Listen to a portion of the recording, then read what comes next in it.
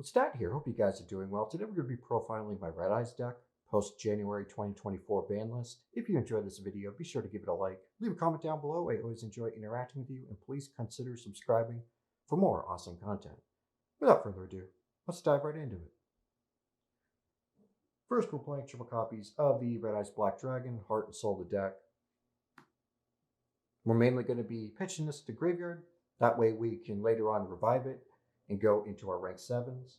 We're playing triple copies of Black Meteor Dragon. This is pretty much our Magician Souls. We're going to be sending the OG Red Eyes to the graveyard in order to summon Black Meteor Dragon from our hand.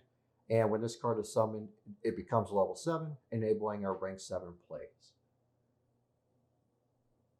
We're playing triple copies of Black Metal Dragon.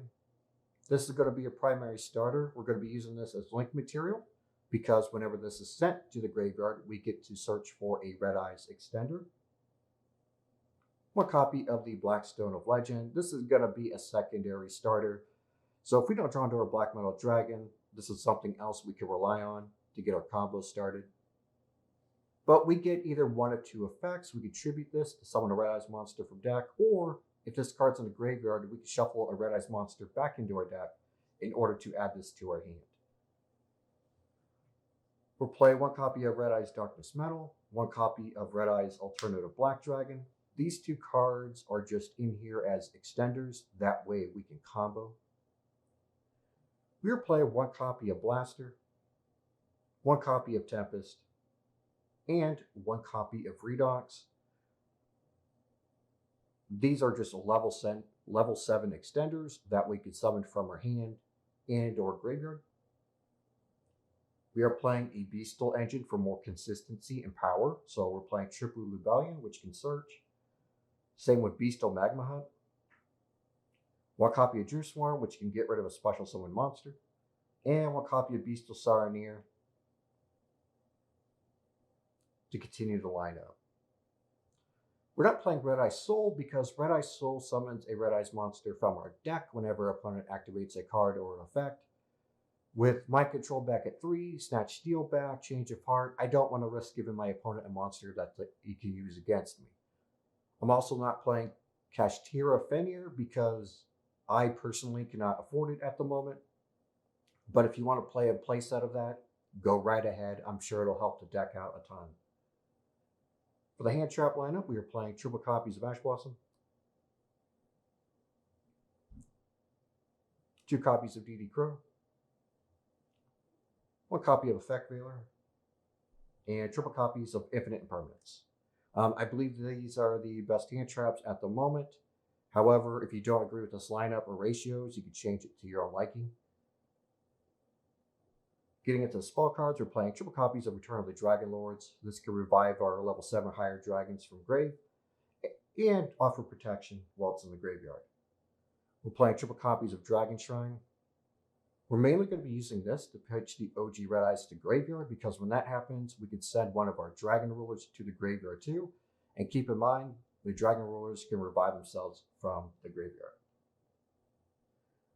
Normally I'd play Prosperity, but I'm going to go with Upstart Goblin for this format.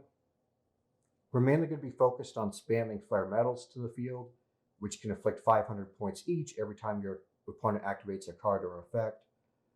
With Prosperity, it will have that damage if we play it. So with Upstart, we can at least give our opponent 1,000 and then just take those points away, if not more, depending on how many Flare Metals we spam. So this is just another way to add consistency. And last but not least, we're playing 1 copy of 1-for-1. This is just so we can see our Black Metal Dragon.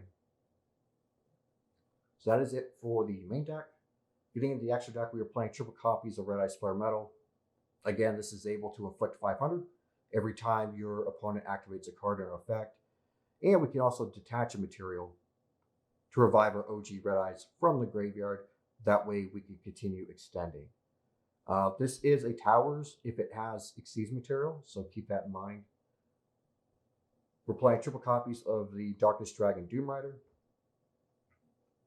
While it has a dragon as material, its effect becomes a quick effect.